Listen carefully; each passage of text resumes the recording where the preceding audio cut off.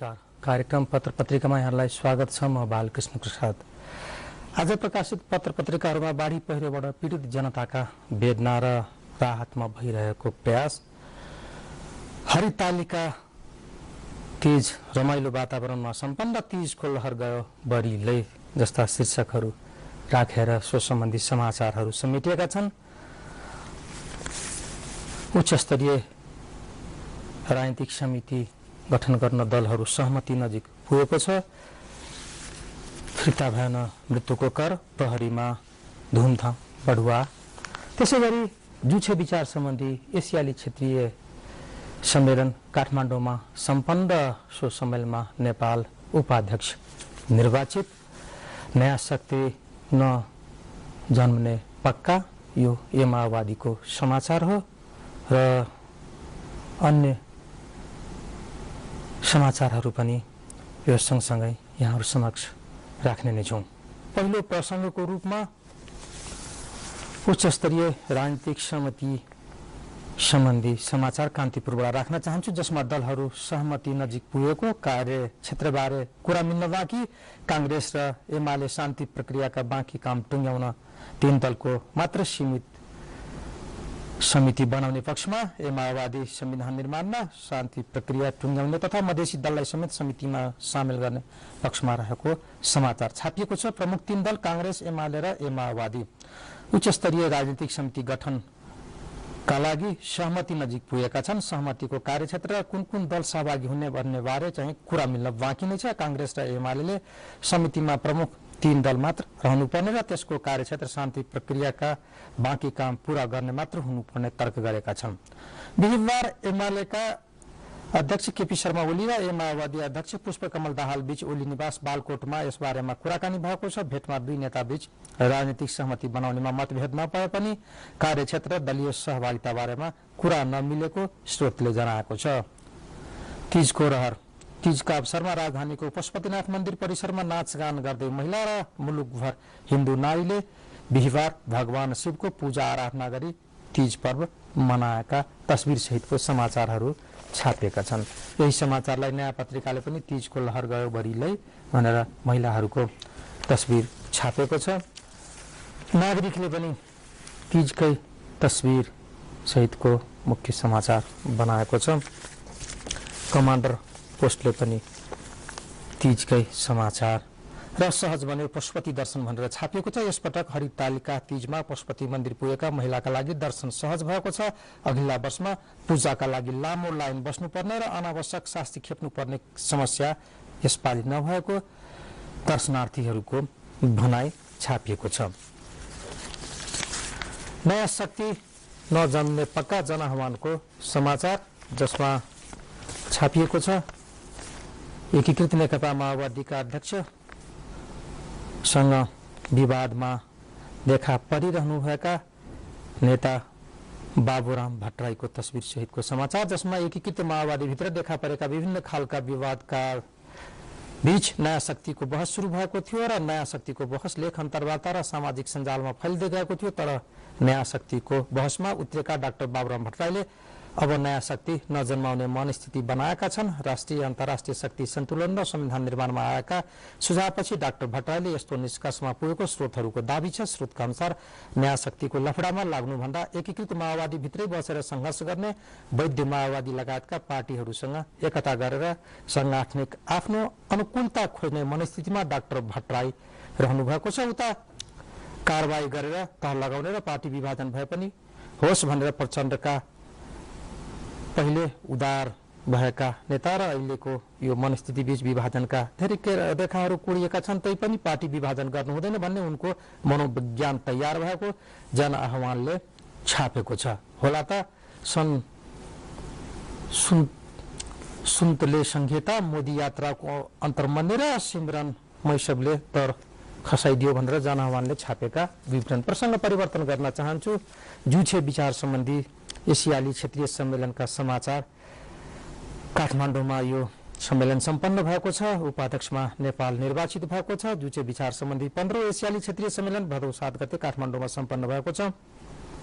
अन्तर्राष्ट्रिय सो सम्मेलनमा प्रजग Korea, Nepal, Bharat, Bangladesh, Pakistan, Sri Lanka, Japan, Mongolia, Thailand देशका विभिन्न व्यक्तिहरूको सहभागिता थियो। सम्मेलनले एसियाली मुलुकमा आपसी सद्भाव, शान्ति, विकास र अनुभवको आदान प्रदान गरी एक अर्कालाई सघाउन जोड दिएको छ। 2 वर्ष अगाडि बंगलादेशको राजधानी ढाकामा सम्पन्न 14औं एसियाली क्षेत्रीय सम्मेलनबाट पारित विषयहरूलाई यो 2 वर्षको अवधिमा के कस्ता कार्यान्वयन, अनुगमन र त्यसको लेखाजोखा गर्दै भावी कार्ययोजना तयार गरेको छ। सम्मेलनमा सहभागीहरूले प्रजग कोरियाका राष्ट्रपति किम इल सुङद्वारा प्रतिपादित जुछे विचारलाई संसारभरका समर्थकहरूबीच सार्थक रूपमा अगाडि बढाई सो विचारधारा मार्फत शान्ति र स्थिरताको प्रयाससँग एसियामा पनि शान्तिका लागि प्रयास गर्ने भनिएको छ र भरपर्दो तवरमा कार्य अगाडि बढाउँदै यसलाई अगाडि बढाउनु पर्ने र केन्द्रमा सम्पन्न सो सम्मेलनले नेपालको तर्फबाट केन्द्रको उपाध्यक्षमा नेपाल पत्रकार संघका सभापति डाक्टर मञ्जु रत्न साक्यलाई निर्वाचित गरेको समाचार यसले छापेको छ।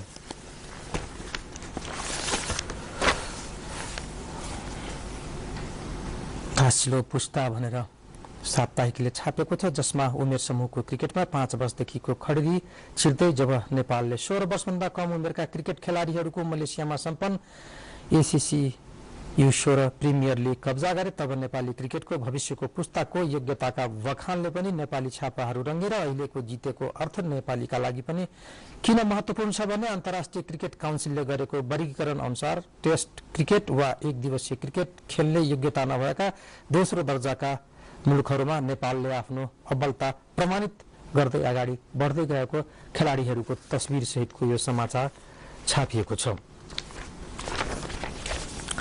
दोलखाको गाईखोरा महादेव गन्तव्यको बारेमा यसमा समेटिएको छ साप्ताहिकमा, जसमा दोलखा जिल्ला घ्याङ सुक्का ठोर गाविसमा गाईखोरा महादेव मन्दिरमा 2वटा नाग बस्न थालेपछि दर्शनार्थीहरूको भिड लाग्न थालेको विवरण छापिएको छ।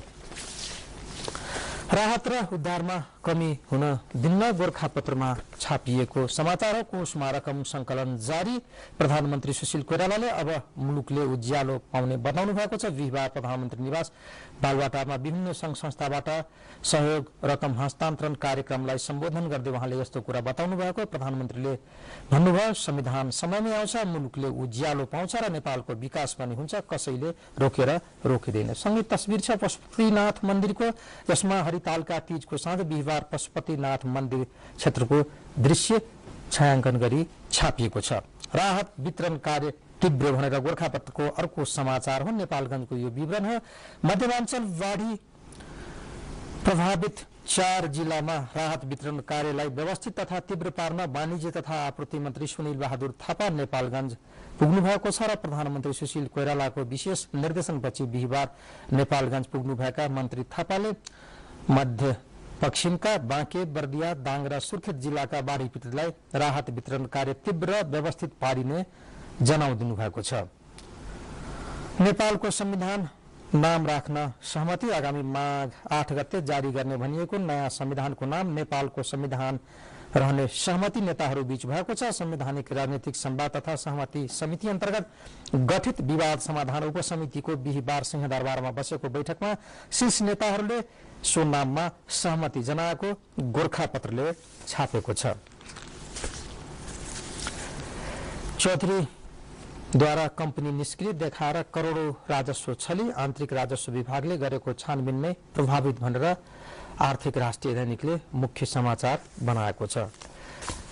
यसैगरी कारोबारले अहिलेकै अवस्थामा विकासशील बन्न असम्भव, जसमा लगानी वातावरणमा व्यापक सुधार नआए आगामी 8 वर्षमा नेपाललाई अति कम विकसित मुलुकबाट विकासशील बनाउने सरकारी योजना पूरा नहुने देखिएको छ। सन् 2022 सम्म नेपाललाई विकासशील मुलुकको दाँजोमा पुग्न आवश्यक 97 खर्ब रुपियाँ पुँजीगत रकम मध्ये 66 अर्ब निजी क्षेत्रबाट लगानी गर्ने लक्ष्य रहेको छ। बाँकी 31 अर्ब सरकार आफैले लगानी गर्ने भनिएको विवरण यसमा छ। र राजधानीको सीतापैला गाविस स्थित सोल्टी दोबाटो नजिकै निर्माणाधीन निजी भवनमा काम गर्दै मजदुर तथा बालुवा गिट्टीको अभावमा अहिले निर्माण कार्य ठप्प नै भएको छ र यसका लागि सरोकारवालाहरू जिम्मेवार रहेको सम्बन्धित मजदुरहरूको भनाइ।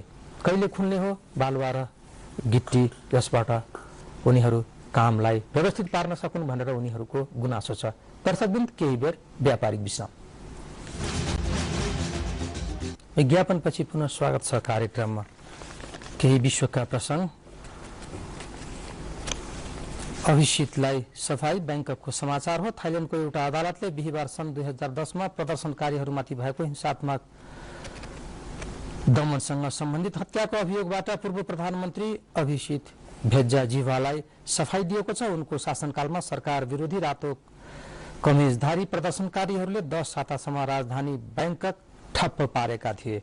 उता टर्कीमा त एर्दोगानले बिहीबार टर्कीको 12औं राष्ट्रपतिको हैसियतले सभासद समक्ष शपथ ग्रहण गरेका छन्। पछिल्ला समयमा निकै शक्तिशाली नेताका रूपमा देखा परेका उनले मनोमालिन्य ढंगले शासन चलाउन भनी विपक्षी राजनीतिक समूह चिन्तित बनेको छ। खोजी जारी रहने भने अस्ट्रेलियाको समाचार हो, जसमा बेपत्ता मलेसिया एयरलाइन्सका उडान MH370 विमानको खोजी कार्य जारी राख्ने र अबको खोजी हिन्द महासागरको दक्षिण हिस्सामा केन्द्रित रहने जनाइएको छ। युद्ध विराममा जितको दाबी। इजरायल र हमास बीचको दीर्घकालीन संघर्ष विराम सहमतिपछि हमासले यसलाई आफ्नो विजय भएको जनाएको नेपाल समाचार पत्रले छापेको छ। रुसी फौजद्वारा पूर्वी युक्रेनमा हस्तक्षेप। राष्ट्रपति अल्पकालीन बैठकमा इस्लामिक स्टेटद्वारा 160 सिरियाली सैनिकको हत्या। लालची पाण्डाको नाटक। चीनको समाचार हो र सबैलाई बैंकिङ सेवा योजना सुरु गर्ने भारतका प्रधानमन्त्री नरेन्द्र मोदीको भनाई समेटिएको समाचार। त्रिभुवन अन्तर्राष्ट्रिय विमानस्थलबाट बाहिर निस्कदै नेपाली क्रिकेटका क्यानाडाली प्रशिक्षक पुबुदुको तस्बिर हो, जसमा नेपाली क्रिकेट टोलीका प्रशिक्षक पुबुदु दासनायके बिहीबार नेपाल फर्केका छन्। नेपाल सरकारले उहाँको जिम्मा लिएपछि उनी 3 महिनापछि क्यानाडाबाट नेपाल फर्केका हुन्। त्रिभुवन विमानस्थलमा कप्तान पारस खड्का, उपकप्तान ज्ञानेन्द्र मल्ल तथा राष्ट्रिय खेलाडी लगायतले उहाँलाई स्वागत गरेका थिए। अन्तर्राष्ट्रिय फुटबलबाट इटोको सन्यास। क्यामेरुनी फुटबल जगतका सदाबहार उत्कृष्ट गोलकर्ता इटोले बुधबार अन्तर्राष्ट्रिय फुटबलबाट सन्यास लिएको घोषणा उहाँको तस्बिर सहित यसमा छापिएको छ। इंग्ल्यान्डका नयाँ कप्तान रूनी, इंग्ल्यान्डको राष्ट्रिय फुटबल टोलीका म्यानेजर रोय म्यानचेस्टर युनाइटेडका स्ट्राइकर रूनीलाई कप्तानमा नियुक्त गरेको नेपाल समाचार पत्रले छापेको छ। संविधान निर्माणको मुख्य विवादमा जुट्यो सहमति। संविधानको नाम नेपालको संविधान, संविधानको नाम पछि मिति नराख्ने। संवैधानिक परिषद 5 सदस्यीय हुने। प्रतिनिधि सभाको प्रथम अधिवेशन 9 वर्षसम्म संविधान सभा कायम। प्रस्तावनाको संशोधनको लागि 2/3बाट पारित गरी जनमत संग्रहबाट अनुमोदन। राजधानीको समाचार। यता उच्च स्तरीय राजनीतिक समितिमा सहमति नजिक पुगेको नेताहरूको दाबी र नेतृत्व संख्या क्षेत्राधिकार बारे टुङ्गिन बाँकी रहेको राजधानीले छापेको छ। केही स्टुडियोमा प्राप्त साप्ताहिक पत्र पत्रिकाका शीर्षकहरू। मधेसवाणी, जसमा बर्बर जीवन बिताउन मधेसी बाध्य। सरोकार कसको राहत पुगेन, पीडितहरू शरणार्थी जीवन बिताउन बाध्य। राज्य पक्ष औपचारिकतामा सीमित, मधेसी नेतृत्वको चासोको विषय पनि बनेन। पीडितहरूको तस्बिर सहितको समाचार छापिएको छ। बाढीका कारण मधेसीहरूको जीवन दिन प्रतिदिन कष्टकर बन्दै गइरहेको छ, तर सरकार वा अधिकारवादी संस्थाहरू खासै चासो नराखेको मधेसवाणीको यो विवरण हो। मधेस प्रदेश विरुद्ध षड्यन्त्र हुँदैछ, गुप्ताको भनाई पनि यसैमा छापिएको छ। मन्त्रीका आकांक्षीहरू मन्त्रीमण्डल पुनर्गठन गराउन दबाब दिँदै, जसमा प्रधानमन्त्री सुशील कोइराला उपचारका लागि अमेरिका प्रस्थान गर्नु पूर्व नै मन्त्रीमण्डल विस्तार र पुनर्गठन गर्न सत्तारूढ दल कांग्रेस एमाले भित्र लबिङ सुरु भएको समाचार अर्पणले छापेको छ। उपचार खर्चका लागि ठूला नेताहरूले संविधान सभा र प्रतिनिधि सभा सचिवालयमा माग गर्दा उपचार खर्च माग्दा लाज लाग्दैन भनेर बक्समा छापिएको समाचार छ। फेरि आरोप प्रत्यारोपमा नेताहरू मग्न। विश्वासको संकट। सत्तामोसँगै सत्ताधारीको स्टेरिङ घुमाउन खोज्दा चर्को विवाद। संक्रमण कालमा ग्रहण। चौधरी ग्रुपका उद्योगहरू ठप्प पारिने, बालुवा गिट्टी र ढुङ्गाको चरम अभाव। यसमा चुरे संरक्षणको नाउँमा सरकारले बालुवा गिट्टी र ढुङ्गाको कारोबार खानी र नदीबाट विगत 2 महिनादेखि बन्द गरेपछि त्यसको चरम अभावमा निर्माण कार्य ठप्प भएको छ। व्यवसायीसँग पुरानो बाँकी बालुवा र अन्य सामग्री तेवर मूल्यमा खरिद गरेर घर निर्माण गर्दा लागत खर्च चौबट बढेको छ। बालुवा गिट्टी र ढुङ्गाको अभावमा चाइनिज ठेकेदारले निर्माण गरिरहेको रिङ रोडको 10 लेन सडक निर्माण पनि बन्द भएको छ। हजारौं मजदुरहरू बेरोजगार भई भौतारिरहेछ। निर्माण सामग्रीमाथि सरकारी रोकले विकास निर्माणको कार्य देशभर ठप्प हुँदा राष्ट्रले अर्बौंको नोक्सानी बेहोर्नु परेको परिस्थिति अर्पण साप्ताहिकले छापेको छ। प्रतिपक्षलाई पेल्ने मनस्थितिमा सत्ताधारी दल नेपाली पत्रको मुख्य समाचार। एकीकृत नेकपा माओवादी अध्यक्ष पुष्पकमल दाहाल प्रचण्डले आफूलाई हैसियतभन्दा बढी ठूलो ठान्नु र उनको धरातलीय यथार्थ बुझ्न कांग्रेस एमाले असफल हुनुले मुलुकले फेरि पनि निकास नपाउने खतरा बढेको नेपाली पत्रले दुवैजना नेताको तस्बिर सहित समाचार छापेको छ।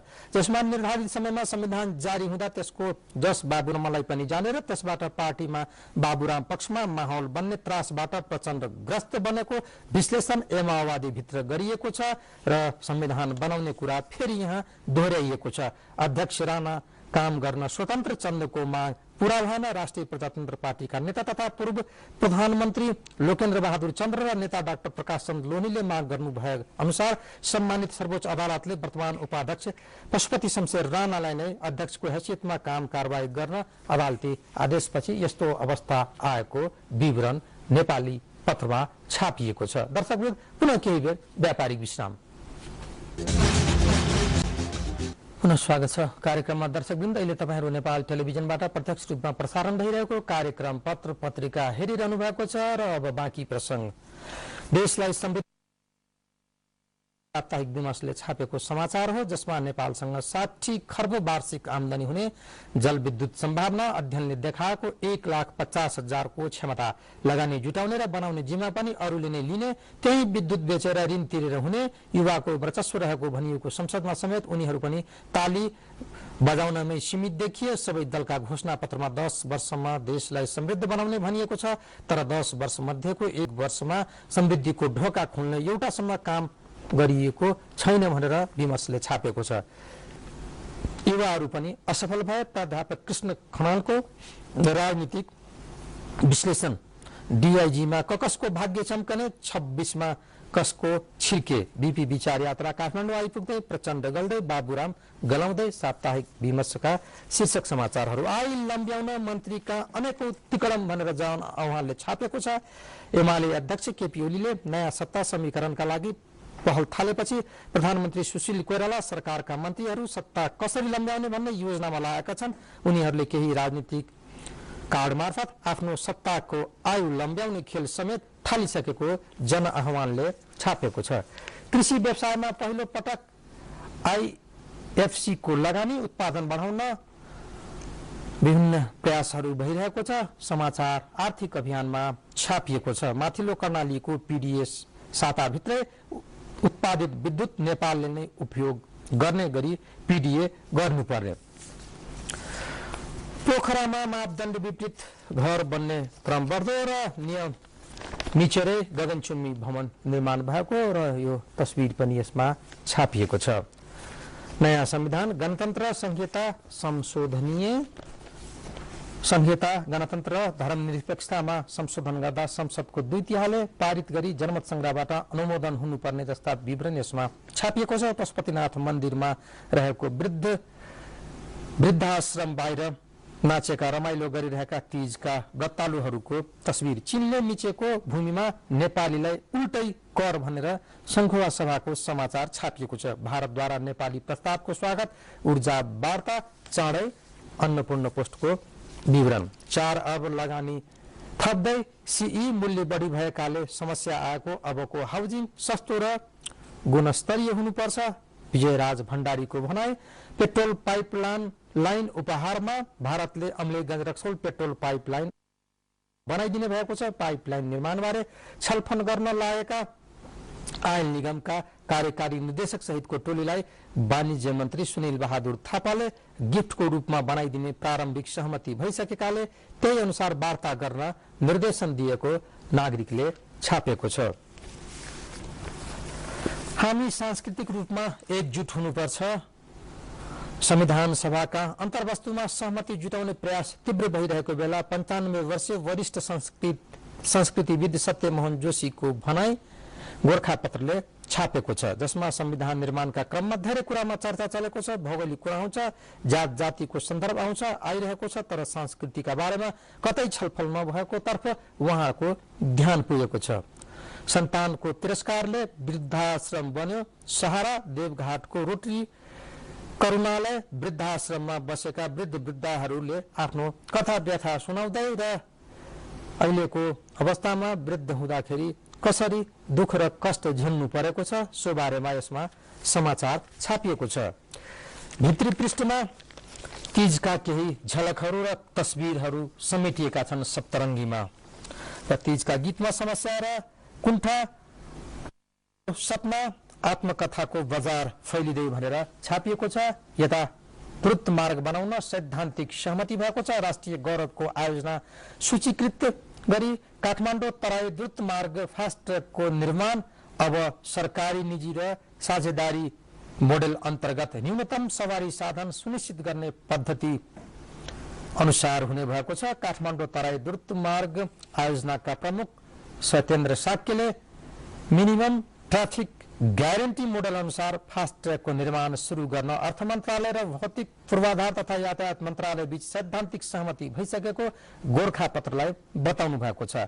हालै घोषित सरकारको नीति तथा कार्यक्रमको बुँदा नम्बर 10 मा समेत 6 महिनाभित्र विस्तृत सम्भाव्यता अध्ययन प्रतिवेदन DPR तयार गरी निर्माण कार्य सुरु गर्न उल्लेख गरिएको यसैमा छापिएको छ।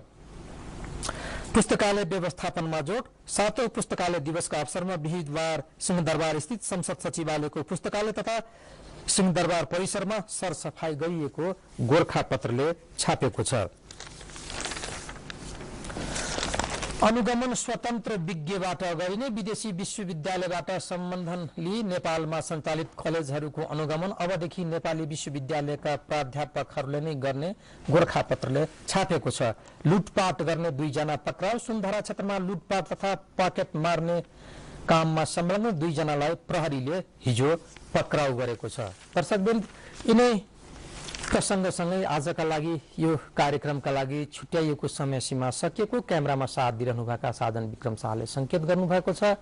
ताजा समाचार र विचार सँगसँगै विभिन्न प्रकारका मनोरञ्जनात्मक गतिविधिका लागि 24 घण्टा नेपाल टेलिभिजनको साथमा रहनुहोला। आजको लागि यो कार्यक्रमबाट बिदा चाहन्छौँ। नमस्कार।